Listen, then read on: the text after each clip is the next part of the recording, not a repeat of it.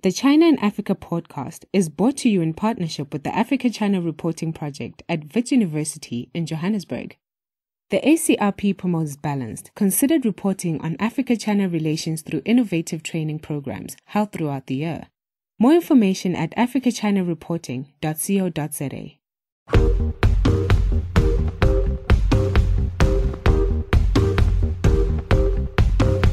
Hello and welcome to another edition of the China in Africa podcast. I'm Eric Olander, and as always, I'm joined by Cobus van Staden, a senior China-Africa researcher at the South African Institute of International Affairs in Johannesburg, South Africa. A very good afternoon to you, Cobus. Good afternoon. Cobus, the other day I posted on my Weibo page asking my followers, who are all Chinese because it's written in Chinese, about their understanding of the Huawei issue. And what came back to me was so fascinating, and it mirrors the conversations that I have offline as well with people about Huawei or the debt trap narrative or U.S.-China relations. And it's remarkable that here in China that people are oftentimes having a totally different conversation and have a completely different understanding of the issues than what we take in the West or in international news as being kind of an accepted fact. And it's surreal to see how different it is. Now, I actually don't want to pick on China here too much because when I go back to the U.S., I find the same thing. Like the discussions that people have about China and the U.S. are detached from reality in so many different ways. Oftentimes, they're much more polarized. It's much more heated than it is over here. And I would imagine, Cobus, in Africa, there's a third conversation that's going on that is very, very different than what we're having here in China and in the U.S. as well. And it really goes to the fact that these narratives, the way that people talk about things and the way that they see the issues are guided so much by culture. Here in China, by politics and censorship and media control. In the United States, it's certainly by commercial and culture and patriotism. But all of this influences how we see and understand these issues. And that's going to be our conversation today. I think also, in the case of the US and China, being a superpower or close to a superpower tends to create its own reality. They're like planets. They create their own gravity and weather. And so, they create bubbles within which national conversations keep going on without necessarily being particularly open to opposing views from the outside. And one of the voices that we want to get, and we don't hear enough of, is from the Chinese journalist side, people who are actually kind of writing the stories that other people are consuming. So we thought it'd be a great idea to invite a Chinese journalist on who covers international affairs and covers Africa specifically to better understand the discussions and the reporting that's going on here in China in order to really open the door a little bit for people outside of China to understand the discussion. So I am personally just so excited to have onto the show for the first time Effy Zhang, Zhang Mengyuan, who is a reporter at Caixin Globus, 世界说, which is part of Caixin, which is the kind of the Wall Street Journal of China. And we'll have her explain a little bit about what Caixin is, but Caixin is really one of the most reputable news publications in China, again, like the Wall Street Journal. She works in a division that is really, really neat because it's geared at young people. And the Caixin Globus really doesn't publish on traditional platforms. So it publishes on Weibo, WeChat, Toutiao. Toutiao is this algorithmic-driven news service that is one of the largest web kind of digital news services in the world. It's unbelievable the amount of traffic that they get. And then Caixin, and even in the magazine itself, they have a print magazine. So from time to time, her work shows up there. So Effy, thank you so much for joining us. We appreciate you staying up late for us from Beijing. Hi, Eric Cobus. Thanks for having me. I'm exhilarated to be here. It's very exciting. Now, so let's get started. First, again, a lot of people outside of China are not familiar with Caixin. Maybe you can just give us a brief introduction as to who is Caixin? Is it state-controlled, party-controlled? Is it independent? Give us a little background on the publication that you work for. So Caixin Media is kind of award-winning journalism in China. It's not state-owned media organization. I would say it's market-oriented media. So that is part of its revenue. It depends on its advertisements or the subscription sort of stuff. But we do focus on finance and the economy. Well, the Caixin Globus is an international news media platform incubated by Caixin Media.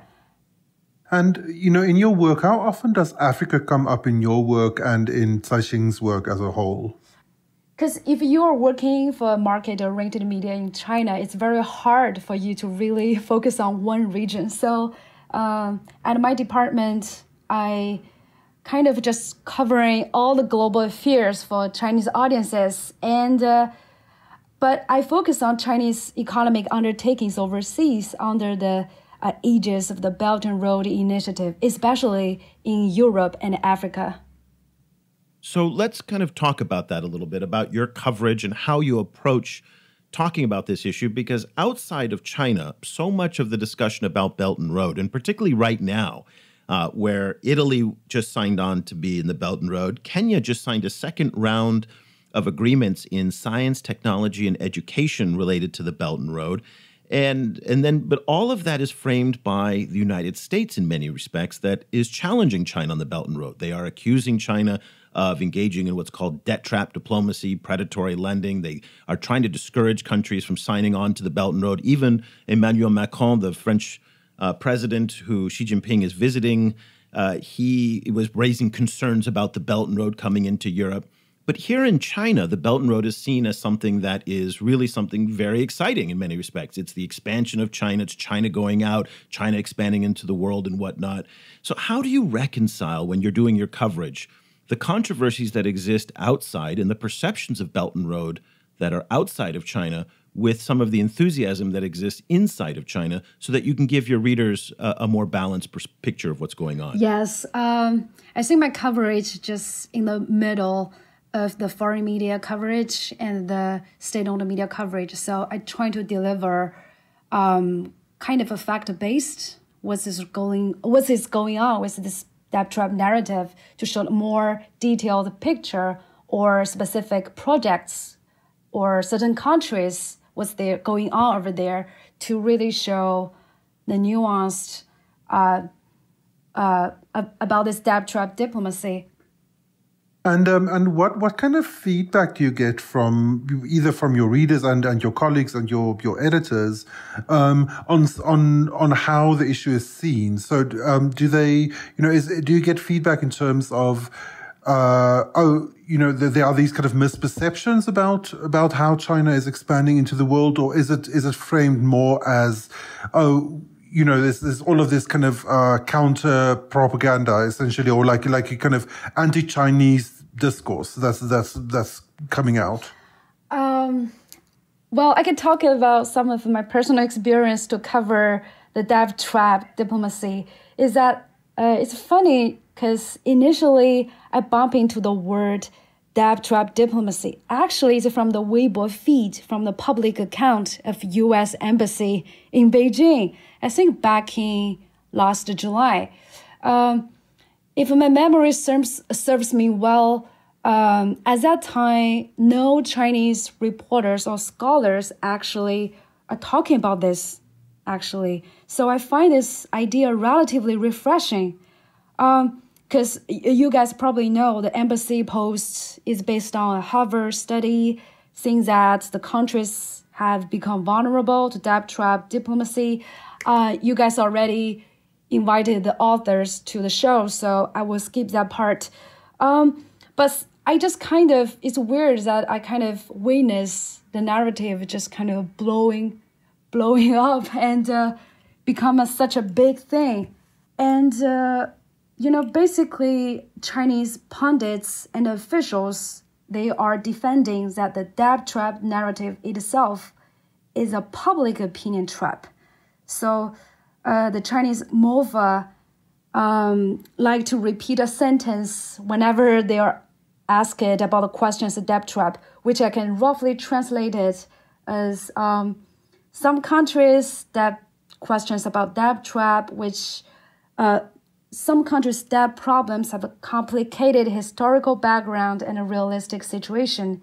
In essence, it's not only an economic and a financial issue, but also the product of an unjust and unreasonable international economic order. There's no inevitable connection with Belt and Road Initiative. So that's their defending. I personally dig into that debt trap topic is that I interviewed the Djibouti economic and financial minister to dig out the certain country about with the debt problems. Yeah, it's funny when I speak with Chinese scholars or even online on LinkedIn when we have these discussions and they will dismiss it, much like what you were saying that the foreign ministry statement, the Ministry of Foreign Affairs, MOFA, they will issue these statements saying, this is really a product of the West and whatnot. And it's unfortunate that that's where the Chinese are coming from because in many ways it's very dismissive of what I think are the very legitimate concerns that taxpayers in Kenya and Djibouti and Zambia have about their governments taking on too much debt. And the concern, of course, is if they're taking on all this debt, they are the people, the working people are going to have to pay the price in the form of higher taxes, in the form of fewer services and whatnot. And when I see the Chinese sometimes being very dismissive of that, saying, no, this is just a Western conspiracy or a Western concern, it's not a legitimate African concern or a Belt and Road concern, I feel like there's a missed opportunity here for a discussion and for some sympathy on the part of the Chinese that a tiny little country like Kenya, which is tiny compared to China, taking on billions and billions and billions of dollars of debt, is worrisome. Now, for a country like China or the United States, as Cobus said, they can create their own realities. They can take on massive amounts of debt because they have different ways of managing that debt. But these smaller countries don't. And so I'm curious, when you are bringing some of these concerns, if you do bring some of these concerns to your editors or to some of the people that you speak with for your stories, do they understand it? Is there any type of sympathy for the position that people in Kenya or Djibouti or Ethiopia or Zambia have for the amount of debt that's being taken on? And again, this doesn't necessarily mean that China is doing anything wrong. It just means that there's a legitimate concern here. I covered two cases. One is Djibouti, one is the SGR contract of the Kenya. So, but I received a very interesting feedback from a reader I like to bring up here. Probably may answer your questions. He thinks that the debt trap narrative just reflects the discrepancy between the Chinese and the Western way of thinking, because Chinese people emphasize the issue of motivation. As long as a person's motivation is good, his behavior can be forgiven.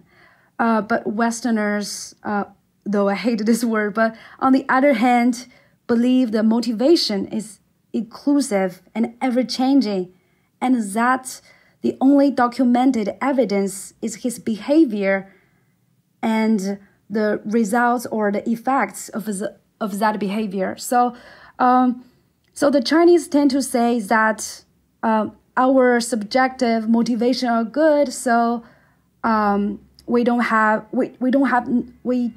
any attention to trap any countries. But other countries like America, they focus on the fact or the result that the governments like Kenya or Sri Lanka are likely to fall into China's debt trap. I think that's kind of difference over here. Yeah, it's a very interesting kind of philosophical distinction. To which extent do you think that it then, whose job does it then become to express the motivation of different Chinese actors, but particularly the Chinese government? Is it the job of the Chinese government themselves, which we've seen as you've also pointed out, they tend to favor set expressions or set sentences, these kind of prepared answers to these particular kind of questions, which frequently doesn't go very far in actually convincing people. Or does some of that responsibility then start to fall on other actors in Chinese society, which would then include journalists too? Let me just cut you off at the pass right there. It's very clear where the responsibility in China lies. That starts and begins with the party. The party sets the priorities, and the party, remember, in China stands above the government, the state. So it's first the party, then the state, and then media and the rest of the other stakeholders all kind of follow the lead of the party. Is that correct, Effy, in your understanding of just basic Chinese kind of political science and how it works? Yeah, kind of. Also, the motivations thing is I also curious about the dab trap because it's originally people said only probably the actual example of the trap itself is the Sri Lanka Hambantota port. But some people just advise me, says probably you should approach to the state-owned company, the merchant corporation, to ask them whether they have the intention to trap Sri Lanka. But it's really hard to get the company to say, we don't have the intention to trap Sri Lanka. So that's the thing. Support for this podcast comes from the Africa-China Reporting Project at Wits University School of Journalism in Johannesburg. The ACRP provides reporting grants, workshops, and other professional development opportunities for both African and Chinese journalists. Follow the ACRP on Twitter at Wits China Africa or visit africachinareporting.co.za for information about grants and upcoming seminars.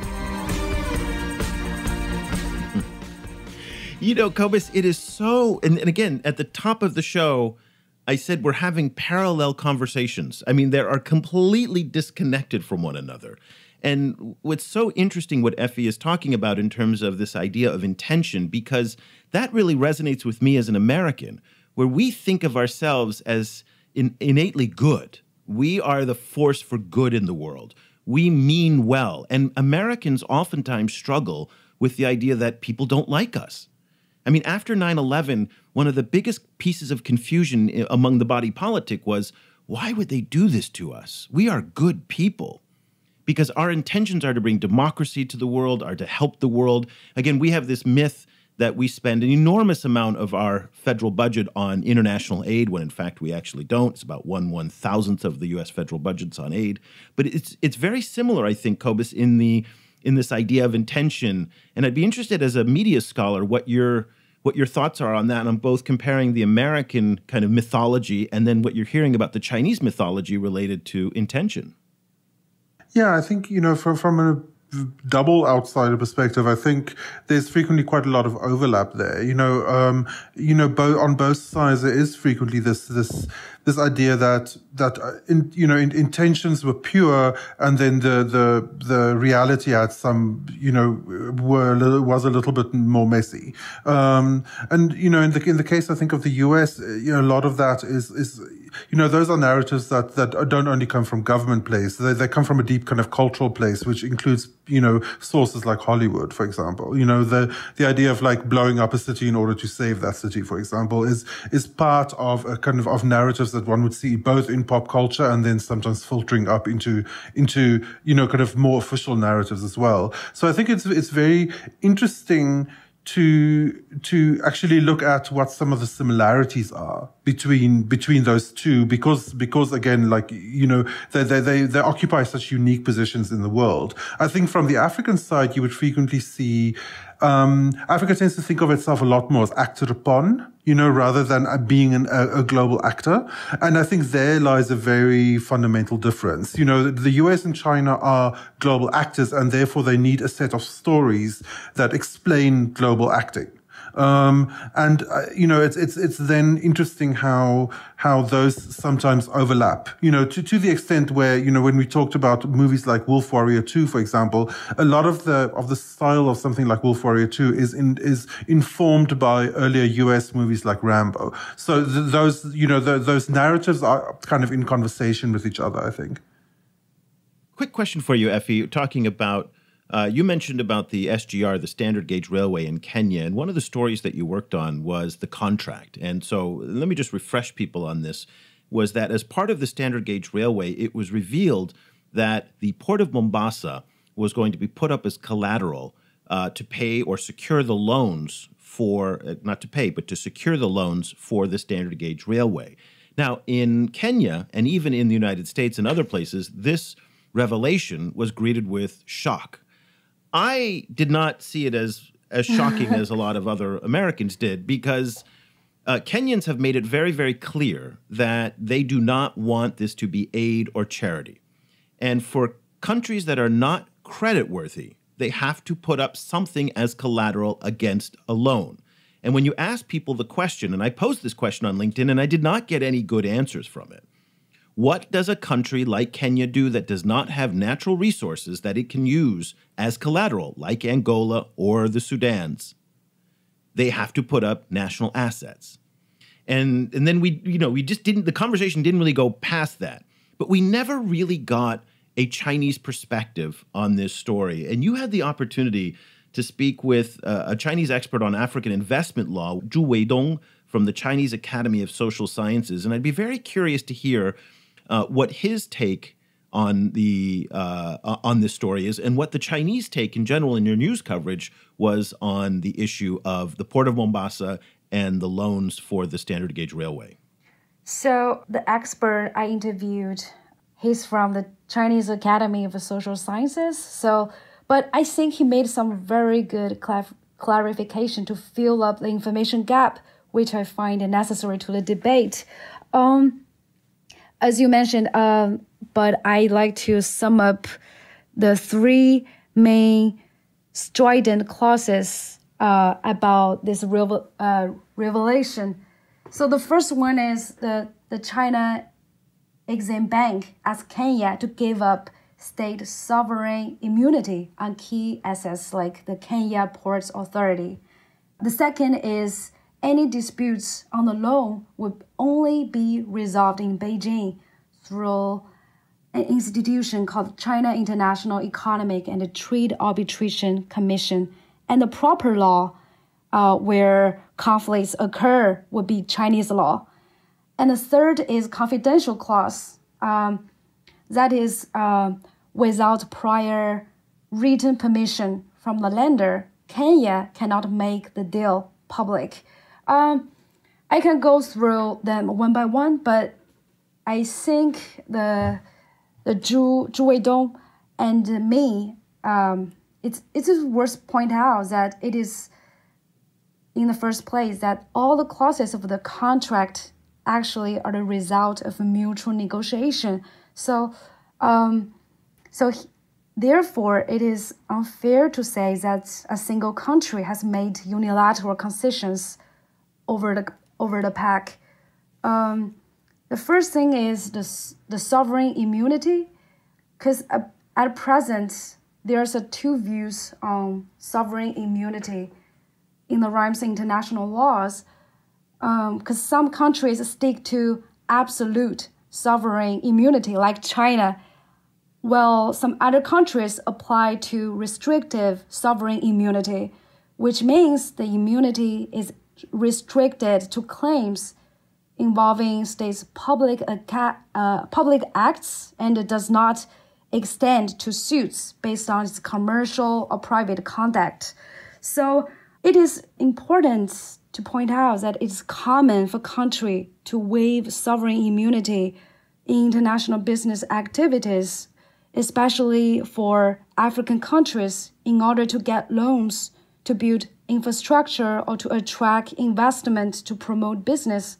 Because simply by doing so, just to increase the confidence of foreign investors or lenders to ensure their property's safety.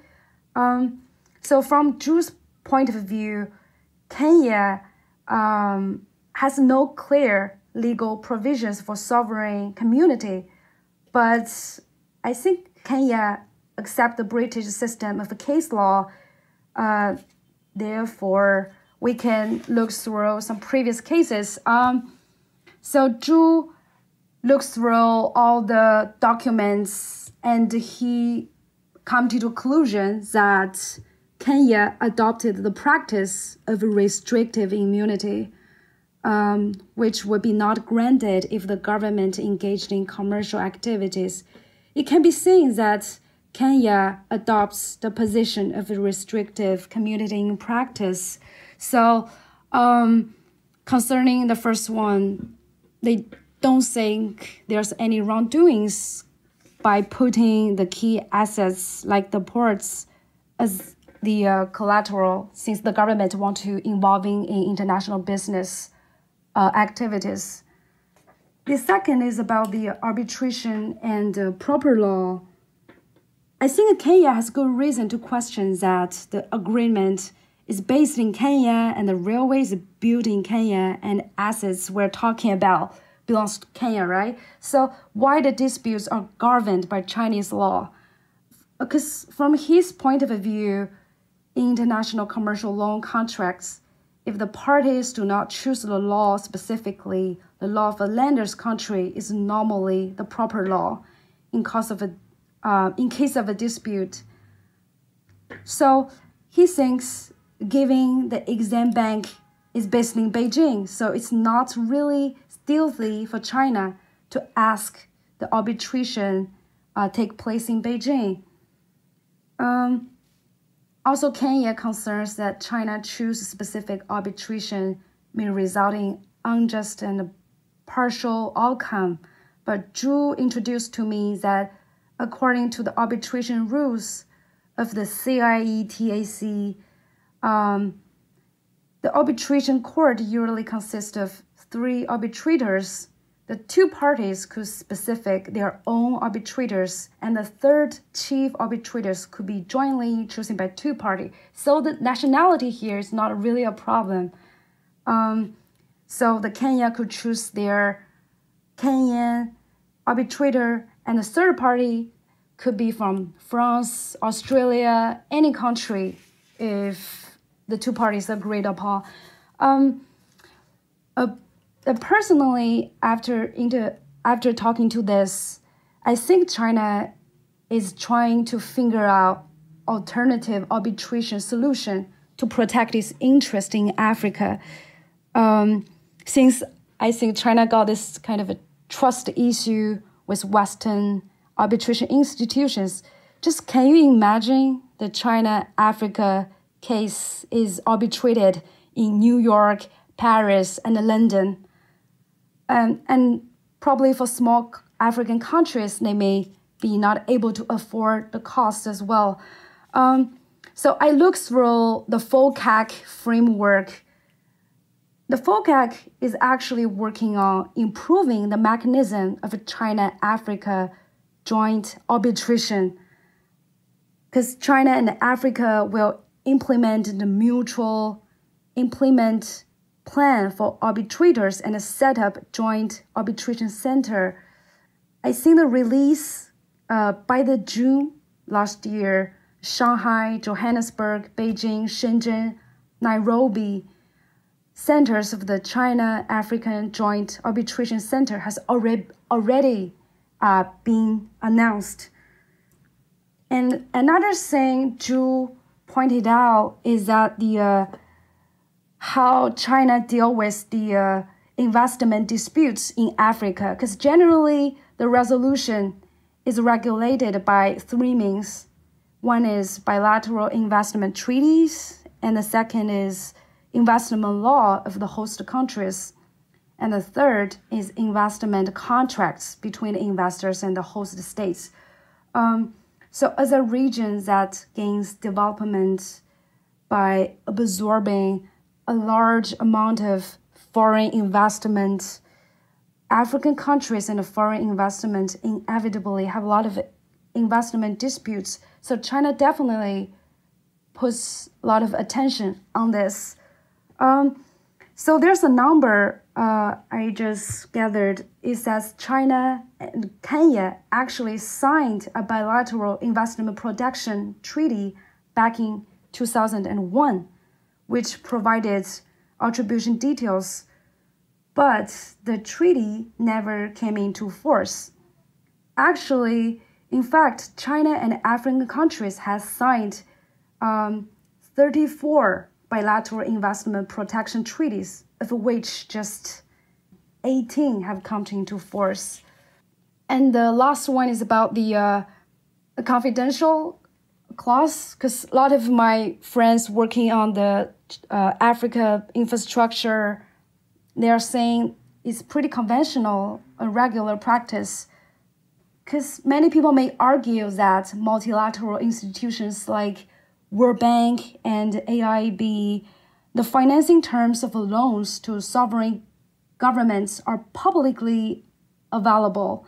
But why China Exim Bank and China Development Bank did not disclose the terms of their loans, making it very difficult for outsiders, not only for you, but also for me as a reporter to accurately access the present value of the debt owned by the countries by China.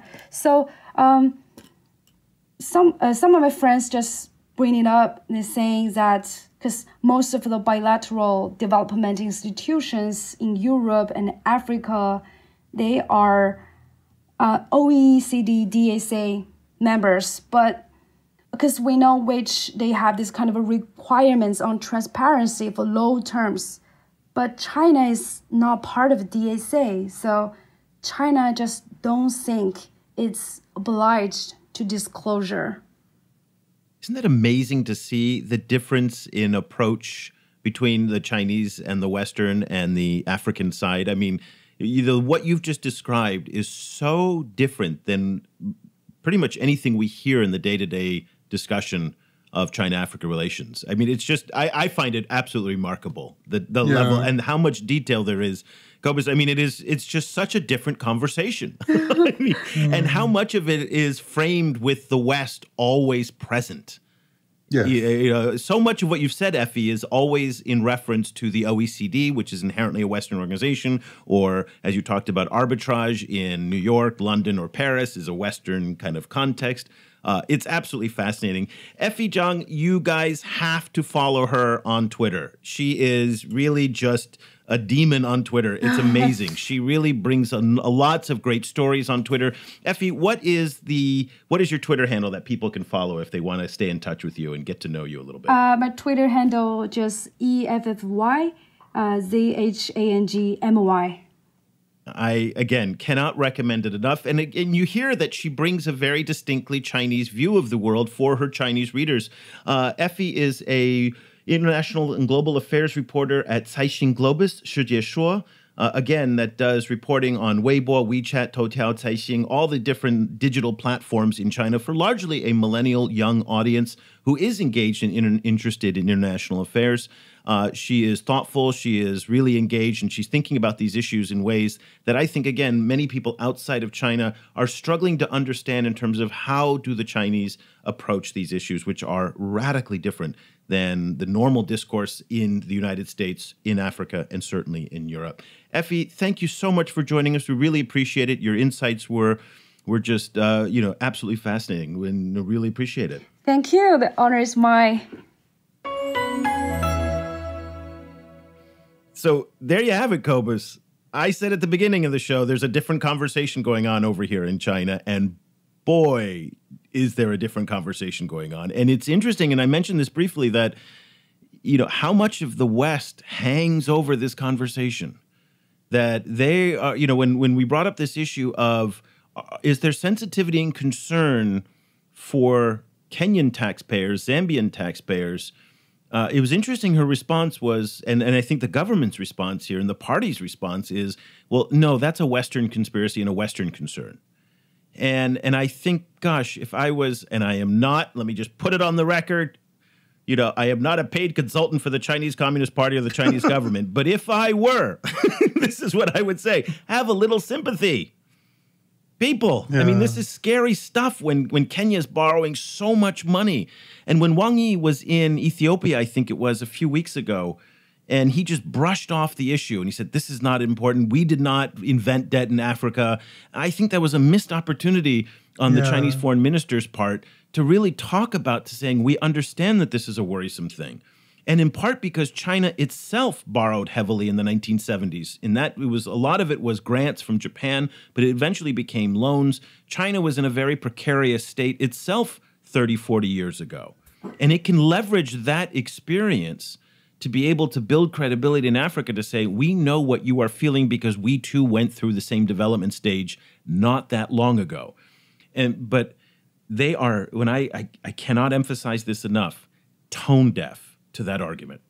And so when people in Kenya and the others, and they say, why aren't they responding to this? And it just gives the Americans all of the opening that they need to attack on this debt trap diplomacy thing, because it's just, it baffles me why don't they take advantage of this? But it is a different conversation, and we heard it today.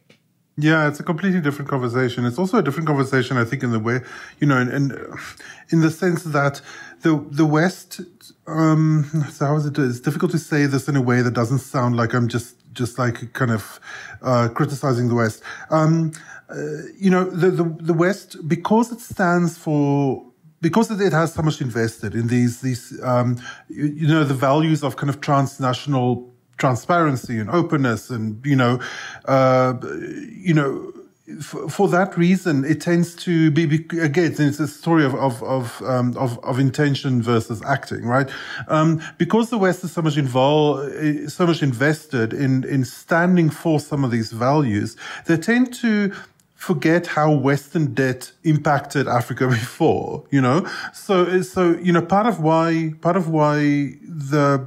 the Africa is so worried about Chinese debt is because of its experience with Western debt before, and the way that Western international institutions then turned around and demanded a whole lot of very, I think in lots of cases, very destructive domestic reforms in Africa.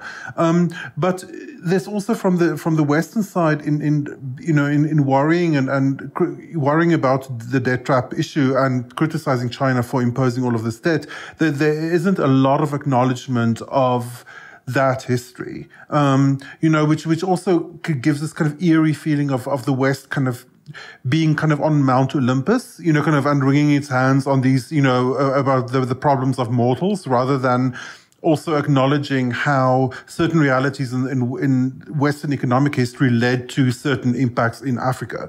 So the discourse itself becomes weirdly, it kind of drifts off from the surface of the earth into space somewhere. It becomes kind of abstract discussion.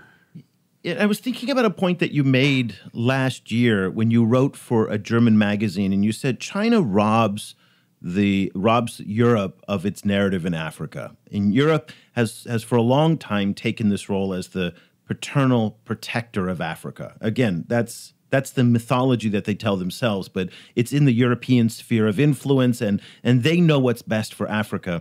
And China kind of steals that in many ways. And I've been thinking about this in the context of debt, and that in many ways, China robs the West of its influence in Africa in many ways, because Emmanuel Macron simply cannot compete with the Chinese when it comes to the amount of money that Beijing is spending in Africa. He would love to, but he also recognizes that his influence in Africa is dripping away day by day, because he can't spend that money both for political reasons and economic reasons. Politically, it's just not feasible to spend that much in Africa. It's just, there's no way that in this era of right-wing populism in Europe and the United States that Africa is ever going to be a priority. And so, given the fact that he does not have this in his arsenal, the ability to spend money to compete with the Chinese, they lose a big part of their story and they feel powerless. And in many ways, I think that is the motivation that is fueling the American rage against the Chinese on Belt and Road and about the debt issues, because they know they can't compete. I mean, the BUILD Act we talked about, which is the International Development Finance Corporation, is $60 billion. That is just for what what China spends in Africa alone, and the $60 billion for the BUILD Act is worldwide. So it's dwarfed by what China's spending on the Belt and Road. So this feeling of helplessness and this feeling of being outgunned, I think, is very disempowering for Western countries. What's your final thought on that?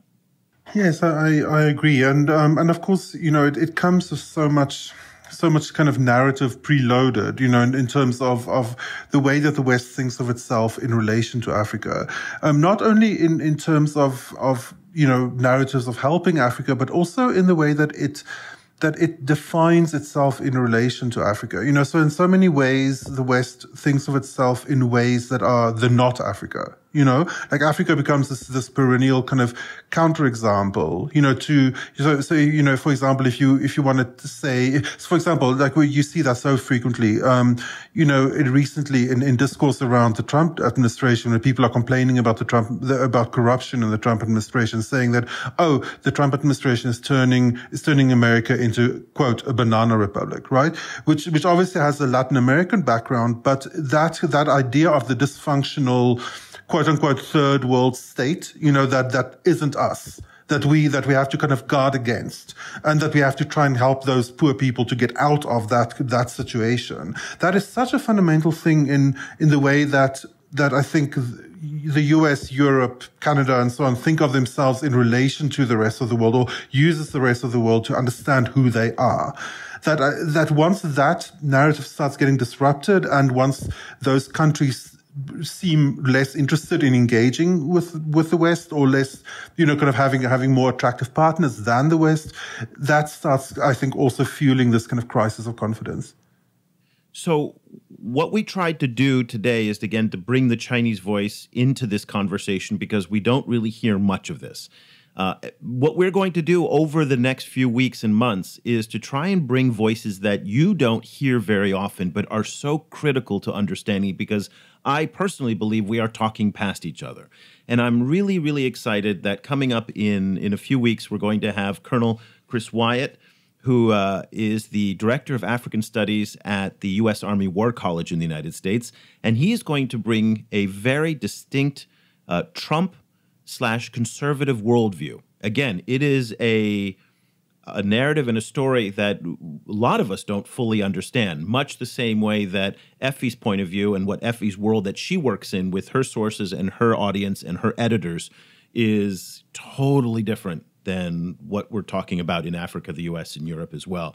So that's what we're going to be doing on the show. And we're looking for these different guests who bring points of view that it's hard to find. And so we're really excited to now bring you a conservative American point of view that will then complement this discussion today that we had with Effy. So what do you think? What did you think of what she said, the Chinese worldview? Did you agree with some of the things that Cobus and I said about the missed opportunities, or do you understand where the Chinese are coming from? We would love to hear from you. If you'd like to email Cobus and I directly, we are responding to emails now within 24 hours. Yay. So Eric at ChinaAfricaProject.com, Cobus at ChinaAfricaProject.com, or you can find us on all the various social media channels that we have, and we'll list all those at the end of the show. So that'll do it for this edition of the China in Africa podcast. We'll be back again next week with another show. For Cobus Van Staden, I'm Eric Olander. Thank you so much for listening. The discussion continues online. Head over to facebook.com/China Africa Project to share your thoughts on today's show. The guys are also on Twitter, where you can find Cobus at Stadinsky or Eric at E. Olander. And be sure to sign up for the weekly China in Africa email newsletter by going to www.ChinaAfricaProject.com.